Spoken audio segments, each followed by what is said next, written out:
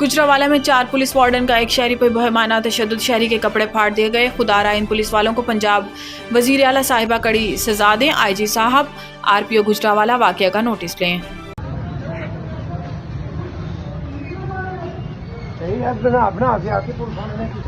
Hello भाईजान, क्या कर रहे भाई? ये भाईजान, ये देखे पुलिस वाले एक आम शहरी को मार रहे हैं। ये देखे शहरी को मार रहे हैं। ये देखे जी, ये देखे जी, ये देखे जी, ये पुलिस वाले ने मारी है। ये देखे, ये बदमाश बने हुए हैं पुलिस वाले। एक आम शहरी को मारा जा रहा है। ये देखे जी, ये देखे आम शहरी को मारा जा रहा है। ये देखे जी कि भाईजान बताए जरा,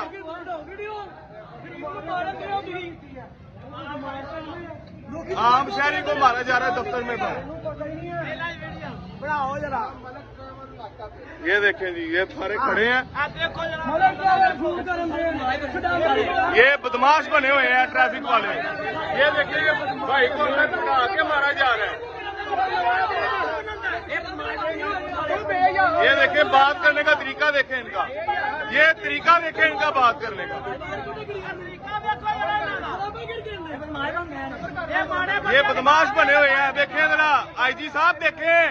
साडी पैसे खा गए सानू ही अगों मार देने। ये देखें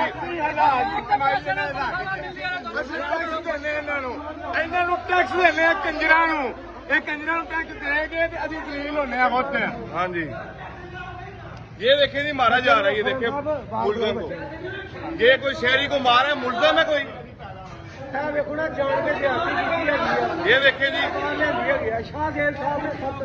ये देखें सदैव भाईजान, है बंद ना करो, गलत। ये मारा, ये देख चाबी ना खो मेरे कई चपेरा मारिया ने। देखो एदी कंडीशन देख लो। मैं कसम ते ना मैं गाल दी गड्डी चंड भी नहीं मारी। ਜਿਹੜਾ ਤੇਰਾ ਨਿਸ਼ਾਨ ਮੇਰੇ ਮੱਥੇ ਦਾ ਨਿਸ਼ਾਨ ਹੈ भाईजान ਨੂੰ ਬਾਹਰ ਲੈ ਕੇ ਆਓ। देखो ਮੈਂ ਮਿਲਾ ਸਕਦਾ। गलत कर रहे हो, बहुत गलत कर रहे हो, बहुत गलत कर रहे हो। आम शहरी ਨੂੰ ਤੁਸੀਂ ਮਾਰ ਰਹੇ ਹੋ।